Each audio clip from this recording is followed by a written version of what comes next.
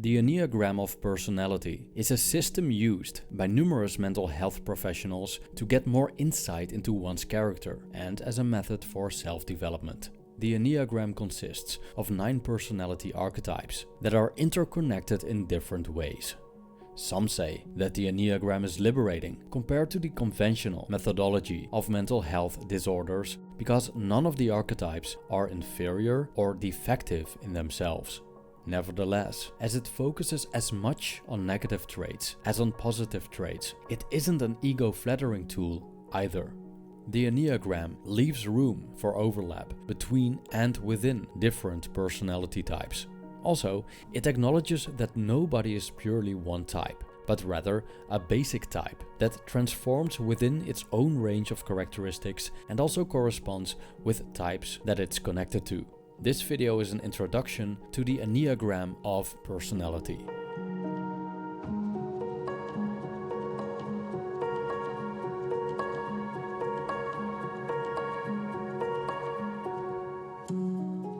There's no consensus on the exact origins of the Enneagram, but it's certain that the use and meaning of it have changed throughout the centuries, as there are different interpretations and usages by different people from several time periods. The Enneagram symbol appears in the Islamic Sufi tradition, and variations of it are found in the sacred geometry of the Pythagoreans. Some believe that Jewish Neoplatonist philosopher Philo brought the Enneagram into esoteric Judaism and was later represented in the Kabbalistic ninefold symbol, the Tree of Life. The Enneagram, as we know it today, is based on the teachings of the Bolivian psycho-spiritual teacher Oscar Ichazo and the Chilean psychiatrist Claudio Naranjo. Naranjo was influenced by Russian mystic George Gurdjieff, who made the Enneagram figure publicly known and has possibly retrieved it from a Sufi monastery in Afghanistan at the end of the 19th century. The word Enneagram is derived from the Greek words Ennea and Grammos. Ennea means 9 and Grammos means something that is drawn or written.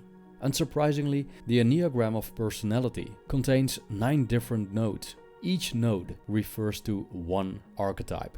The way in which the Enneagram is set up already shows the equivalence between the archetypes. None of the nodes is in a preferable position, as they are all part of the same circle. The numbers attributed to the nodes solely function as a way to identify the archetypes, but are in no way a rating system, meaning that a 7 isn't better than a 2. Of course, there are differences in traits, but every type has positive as well as negative traits, which are all significant in their own ways. The level of appreciation for each personality type depends on personal and cultural preferences. And there's empirical evidence that the archetypes play a significant role when it comes to mate selection. The Enneagram also distinguishes the 9 archetypes through the manner in which they are interconnected. For example, they can be divided into 3 groups, meaning that these groups consist of personalities that share similar characteristics.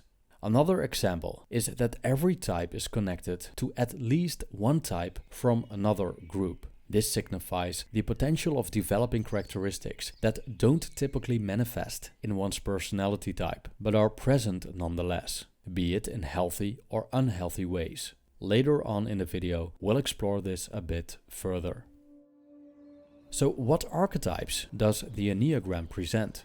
In this section of the video, we'll briefly explore the characteristics of each archetype. These short descriptions are not complete, but they give a concise insight into each type. The first one is the perfectionist. A perfectionist wants to be right. They are driven to realize their ideal images, and with that, they want to change the world as it is into something better. They worship perfection and are therefore burdened with the fear of imperfection, and can become quite angry when things aren't the way they're supposed to be. Norms and values are very important to them, and they can be quite fault-finding because of this. Perfectionists are characterized by honesty, reliability, productivity, orderliness, and discipline. But they can also be judgmental, rigid, over-fussy, dominant, and jealous. Therefore, developing patience is beneficial for this archetype. The second one is the helper. Helpers want to be loved and appreciated, and share their love and appreciation with others. Even though there cannot be enough solidarity in this world, helpers often use their love as currency to buy appreciation and affection, but sometimes also to purchase a sense of superiority and importance and even power over other people. Thus, they could fall into the trap of manipulation. Helpers are generally caring, warm, friendly, and generous. But they can also be manipulative, possessive, dismissive of their own needs, and often act out of fear of being unloved. Therefore, developing true solidarity instead of transactional love is beneficial for this archetype. The third one is the achiever. Achievers want to be successful. How others see them is of utmost importance. They are prone to push themselves to always be the best and are allergic to failure. Even if their behavior goes at the expense of other people. They run the risk to become narcissists and frauds. Everything is allowed, as long as it prevents them to experience what they fear the most: worthlessness. Achievers are characterized by industriousness, confidence, direction, and high energy, but they can also be pretentious, narcissistic, superficial, and impatient. Therefore, developing truthfulness and authenticity is beneficial for this archetype. The fourth one is the individualist. Individualists want to be unique. They dread the idea of being seen as insignificant and ordinary. They're often artistic, and their compassion and emotional depth grant them the ability to empathize with others. However, deliberate separation from the herd often leads to difficulties with experiencing simple and mundane forms of happiness that, quote-unquote, normal people seem to experience so easily. Individualists are characterized by creativity, expressiveness, supportiveness, and warmth. But they can also be melancholic, stubborn, shy, and envious of other people's happiness. Therefore, developing equanimity in their emotional world is beneficial for this archetype. The fifth one is the observer. Observers want to acquire knowledge, in which they find understanding as well as safety. They crave independence and self-preservation, which also makes them distant, detached, and closed off from the world. This is related to their fear of being helpless and incapable of finding their own way. Thus, they put emphasis on being as self-reliant as possible and trust mainly their thoughts. Observers are characterized by objectivity, sensitivity, analytical skills, and conceptual thinking. But they can also be emotionally distant, cynical, greedy, unassertive, and intellectually arrogant. Therefore, the development of the emotional world is beneficial for this archetype. The sixth one is the loyalist. Loyalists want to be dutiful. Being part of something makes them feel safe, and they can be reliable participants within a group. The dark side of their behavior is that it stems from a place of fear. On the one hand, they seek guidance and want to belong somewhere and believe in something or someone to ease their anxiety. On the other hand, they are suspicious of authority. This makes them complacent in one situation and rebellious in another. Loyalists are generally caring, thoughtful, responsible, and of course loyal. But they can also be unpredictable, dominant, defensive, and paranoid. Therefore, the development of courage and trust in oneself is beneficial for this archetype. The seventh one is the enthusiast. Enthusiasts want to be fulfilled. They are commonly referred to as the Epicureans among the other personality types. Having fun, engaging in activities, and seeking happiness are the enthusiasts' main objectives. However, underneath the ongoing search for gratification hides a fear of being unfulfilled, because that would lead to a possibly unpleasant confrontation with themselves.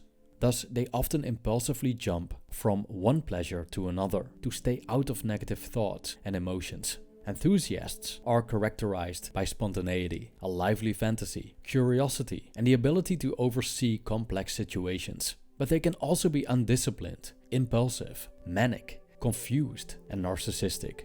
Therefore, coming to terms with the reality of suffering, as well as a more thoughtful approach to life, are beneficial for this archetype. The eighth one is the challenger. Challengers want to be strong and independent. Their lives revolve around strength, which means gaining strength as well as using it to become as self-sufficient as possible. This desire to be strong comes from a fear of being violated and controlled. Needless to say, challengers despise being dependent and feeling weak, even though they have a strong and sometimes aggressive demeanor. In relationships, they are often very caring, loyal, and generous. Challengers are characterized by protectiveness, high energy, confidence, authority, and directness. But it can also be rebellious, insensitive, vengeful, violent, and domineering. Therefore, learning the value of being vulnerable and the ability to let others lead are beneficial for this archetype. The ninth one is the Peacemaker. Peacemakers want to be content. In general, they are nice people, and it's difficult to make them angry. They are accepting towards other people, considerate in their way of speaking, and dedicated to achieve peace among others as well as in themselves. The flip side is that peacemakers tend to walk away from conflict, avoid pain and suffering, and likely suppress their own feelings and needs. Thus, their niceness often goes at the expense of genuine expression, which could lead to self-diminishment. Peacemakers are characterized by patience, friendliness, diplomacy, and empathy, but they can also be unassertive, stubborn, evasive, and disengaged. Therefore, becoming more decisive and vigorous is beneficial for this archetype. If one wants to use the Enneagram for personal insight and development, the essential starting point is the identification of one's basic personality type. From this insight, it's possible to further explore one's personality and the interconnectedness with other archetypes. Even though a personality can be developed in different ways and is, therefore, a flexible entity, we are not able to change it completely. According to the Enneagram Institute, we cannot change our core personality archetype, as its formation has been decided before birth. I quote, "Everyone emerges from childhood with one of the 9 types dominating their personality, with inborn temperament and other prenatal factors being the main determinants of our type. This is one area where most of the major Enneagram authors agree. We are born with a dominant type. Subsequently, this inborn orientation largely determines the way in which we learn to adapt to our early childhood environment." End quote. We can, however, alter our personality into a healthy direction when we gain sufficient insight and self-awareness. Moreover, in an ideal scenario, we can cultivate positive characteristics of all 9 types in order to achieve a fully developed and individuated self. Aside from studying one's basic archetype's features, it's perhaps even more interesting to investigate the relationship between oneself and other archetypes. The structure of the Enneagram offers us several tools that identify how we relate to other personalities and how we manifest traits from other types. When we look at the placement of the nodes, we can see that some are closer to each other and others are not. This isn't a random thing. We can divide the 9 archetypes into 3 groups, also known as intelligence centers, which determine how we perceive information.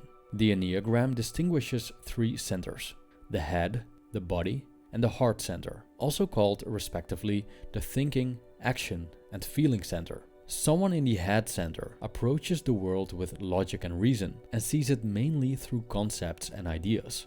Someone in the body center is strongly engaged with the world and acts mainly based on intuition and instinct.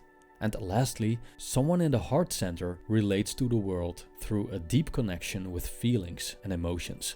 As with the archetypes, each center isn't inherently good or bad, but they all have healthy and unhealthy characteristics, as the head, the body, and the heart can be used in constructive as well as destructive ways. When we look at the placement of the nodes on the circle, we see that every personality has 2 wings. For example, Type 8 has 7 and 9 as wings, and Type 1 has 9 and 2 as wings. Again, this isn't a random thing. Wing types are closely related to one's basic archetype. This means that one is likely to possess traits that actually belong to the wing archetypes. It depends on the individual to what degree one has traits of their wing types and which wing type is dominant. For example, one's basic personality type can be a 6, combined with a strong 5 and a weaker 7, or vice versa. When we look at the lines between the nodes, we discover that each archetype is connected to 2 other types aside from their wings. Every archetype has a healthy and unhealthy connection with types that they are connected to. Therefore, these connections are called lines of integration and lines of disintegration. The direction of integration represents personal growth and healthy self-development. The direction of disintegration represents how one acts when experiencing stress. When working with the Enneagram, it's essential to remember that people change constantly and in different directions. Even though a person is born as a certain archetype, he or she has the ability to develop traits of all archetypes. This change isn't necessarily progressive or linear. Healthy, well-developed traits can deteriorate, and unhealthy traits can be transformed into healthy ones. By self-neglect or unfavorable circumstances, one can regress into the realm of destructiveness. But through self-awareness and active engagement in self-development, one can become a well-rounded individual. The Enneagram has gained popularity among mental health professionals, but has been a target of criticism as well, as some people question its validity due to the lack of scientific basis. Others accuse the Enneagram of being too vague and open to interpretation. Nevertheless, it's safe to say that the Enneagram of Personality is an ingenious system that has awakened the interests of mystics, philosophers, psychologists, and many others throughout the ages. For many, it has been a valuable tool for self-development, which has granted profound insights through a philosophical lens. There's much more to the Enneagram than the basics presented in this video. For further learning, you'll find several links in the description. Thank you for watching.